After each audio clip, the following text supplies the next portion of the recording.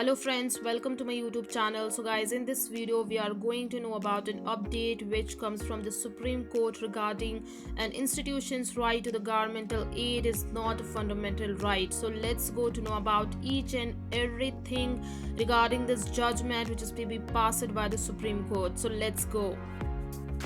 So guys, with regard to the right to the governmental aid, the remark was made in a judgment where the top court upheld a 2010 policy decisions of the Uttar Pradesh government to outsource the appointment of the class 4th employees in all state-run and aided institutions and the schools.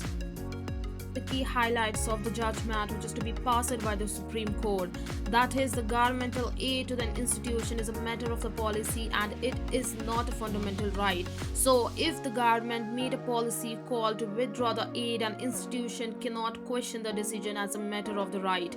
Policy depends on the various factors including the financial constraints and the deficiencies, the interests of the institution itself, etc. Okay, so with regard to the Article 30 of the Constitution is subject to the reasonable restrictions. For aided institutions, there cannot be any difference between a minority and a non-minority one.